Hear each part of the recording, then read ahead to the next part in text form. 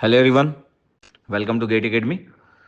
तो अभी सब लोग का लास्ट टाइम चल रहा होगा स्टडी का, सब लोग का सिलेबस कंप्लीट हो रहा होगा और अब तो जनवरी मेन बचा है, फेब में तो सभी लोग का एग्ज़ाम। तो इस बात का ध्यान रखिएगा कि आपका सिलेबस कंप्लीट तो कभी किसी का होता नहीं, कुछ ना कुछ किसी का बच जाता है, चाहे वो AIR 1 क्यों ना आने वाला हो, क्योंकि कोई भी अपनी प्रिपरेशन से फुली सेटिस्फाइड कभी हो नहीं सकता। तो आपकी जो भी प्रिपरेशन होगी आपको कम ही लगेगा, तो ठीक है, तो वो एक पॉइंट तो रहेगा।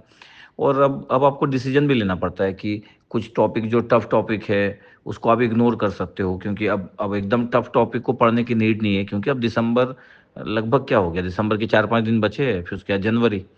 तो मेरे को लगता है कि अब आपको इस बात पे भी ध्यान देना चाहिए कि जो आप पढ़ चुके हो वो आपको पता है कि नहीं। ऐसा ना हो कि उसको आप सोच रहे हो कि 15 जनवरी के बाद रिवाइज करेंगे या 20 जनवरी के बाद रिवीजन करेंगे, पहले सिलेबस कंप्लीट कर लेते। तो बहुत बार ऐसा होता है कि लोग जनवरी में भी स्टडी करते रहते हैं। स्टडी करना गलत नहीं है, लेकिन वो रिवीजन के लिए टाइम अगर कम मिलेगा तो कॉन्फिडेंस कम होगा। अगर आपका थोड़ा सिलेबस कवरेज ज़्यादा हो गया बट रिवीजन कम हुआ तो कॉन्फिडेंस कम होगा।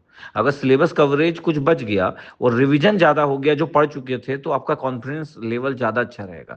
क्योंकि बहुत ही कम लोग ऐसे होते होंगे जो पूरे के पूरे 65 में से 65 अटेम्प्ट करने वाले रहते होंगे। तो 3 घंटे में आप 50, अच्छा एक अच्छा बहुत अच्छा स्टूडेंट 55 क्वेश्चन ही लाके बहुत रैंक लाता है, बहुत ही बेहतरीन रैंक लाता है। तो मैं बोल रहा हूँ कि एवरेज एवरेज में तो अगर मैं बात करूँ कि एक अच्छे गुड रैंक के लिए, मतलब 1000 रैंक के लिए भी, मतलब 40 सही क्वेश्चन करना भी, मतलब आराम से 1000 के अंदर रैंक आ जाएगा, पेपर अगर इजी भी है तो।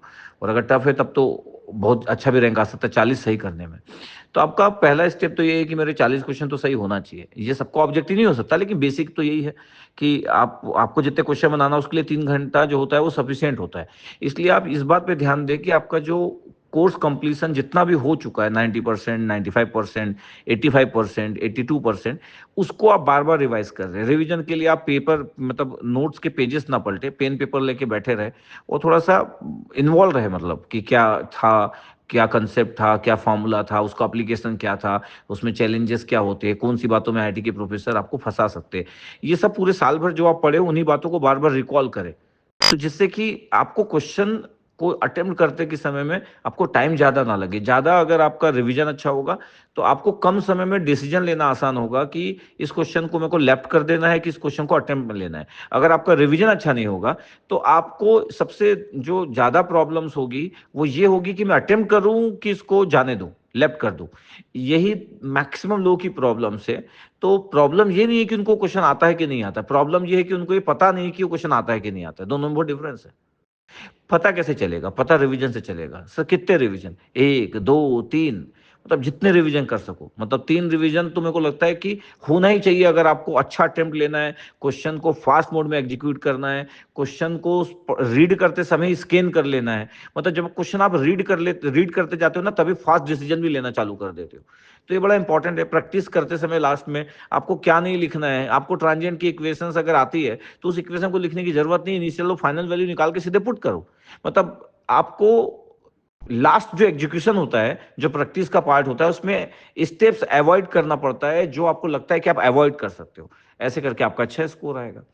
तो अभी टेस्ट सीरीज इंपॉर्टेंट होगी, मेरे को पता है, सिलेबस कवरेज इंपॉर्टेंट होगा और रिवीजन इंपॉर्टेंट होगा। इन तीनों में सबसे इंपॉर्टेंट है रिवीजन, इन तीनों में ही। टेस्ट सीरीज तो तभी काम की आती है जब आपका बहुत अच्छा स्टडी हो चुका रहता है, तो टेस्ट सीरीज से आपको अपने बारे में पता चलता है। आपको आपको एक एग्जाम वाला जो जो फीलिंग है कि एग्जाम में किस तरीके से चीज़ एग्जीक्यूट होती है, पेपर टफ आने में कैसे आप हैंडल करोगे। तो ये सबके लिए test series is very very important. और टेस्ट सीरीज का इंपॉर्टेंस कम नहीं है, लेकिन टेस्ट सीरीज उनके लिए इंपॉर्टेंट ही नहीं है जिनका कंसेप्ट ही अच्छा नहीं है, जिनका रिवीजन ही नहीं है। उनका टेस्ट सीरीज कुछ नहीं कर सकता। मतलब कोई सोचे कि मैं रिवीजन नहीं करता, टेस्ट सीरीज के थ्रू रिवीजन करूंगा तो उसका पेपर खराब होने वाला है। कोई सोचे कि अभी सर मैं बाद में देखूंगा, अभी तो मैं रिवीजन नहीं करता हूँ, सब लोग बोल रहे टेस्ट सीरीज से रैंक आता है, सब गलत बोल रहे हैं, सब झूठ बोल रहे हैं। टेस्ट सीरीज से रैंक वैंक नहीं आता है। रैंकर्स का रैंक इंप्रूव होता है टेस्ट सीरीज से। जो पहले से रैंक लाने वाला था वो टेस्ट सीरीज देगा तो उसका रैंक और अच्छा इंप्रूव होगा। जिसका रैंक नहीं आने वाला था उसका रैंक आएगा ही नहीं टेस्ट सीरीज से। तो टेस्ट सीरीज किसी का रैंक नहीं ला सकता। तो हम हमेशा इंटरव्यू होशियार लोगों के देखते हैं और इस गलत फहमी में जीते कि टेस्ट देने से रैंक आता है। इससे बाहर निकलिए। आपका पहला पार्ट होना चाहिए रिवीजन, सिलेबस का कवरेज एक ठीक ठाक पोजीशन पे। 100% कवरेज तो बहुत ही टफ काम होता है। और फिर टेस्ट सीरीज भी। बट टेस्ट सीरीज आपका फर्स्ट प्रायोरिटी नहीं होना चाहिए। और ऐसा भी नहीं होना चाहिए कि टेस्ट सीरीज ही नहीं दी आप, तब आप अपने बारे में जानोगे कैसे, तब आप अपने आप को एग्जीक्यूट कैसे करवाओगे। तो ये कॉम्बिनेशन बहुत इंपॉर्टेंट है, तो आप एक अच्छी गुड रैंक लाने में कामयाब हो पाओगे। अभी आपको ये प्रेशर नहीं लेना है कि मेरे को ये सब्जेक्ट कमजोर है, अभी आप क्या कर सकते हो, कमजोर है तो अब है, अब तो गेट का एग्जाम ही आ गया। आप इसके लिए प्रेशर नहीं ले सकते कि मेरे को ये पर्टिकुलर टॉपिक उतना अच्छा नहीं आता, अब हो गया, जो होना था हो गया, और भी अभी कुछ दिन बचे हैं, तो कुछ ऐसे टॉपिक जिसको 2-4 घंटे पढ़ के आपका काम हो सकता है तो पढ़ लो। लेकिन ऐसा नहीं होता कि 4 दिन तक आप कोई सब्जेक्ट टॉपिक पढ़ रहे हो और आप 2025 का पेपर देने वाले हो और आप अच्छा खासा 500 रैंक लाने वाले थे और कुछ आपकी गलती के कारण वो 5000 रैंक में कन्वर्ट हो गया, तो आप ही फिर रिस्पॉन्सिबल हो इस चीज के लिए। और कोई रिस्पॉन्सिबल नहीं है कि 500 से 5000 रैंक आप कन्वर्ट कर दिए, क्यों? क्योंकि आप कुछ गलत तरीके से ट्रीट किया खुद को।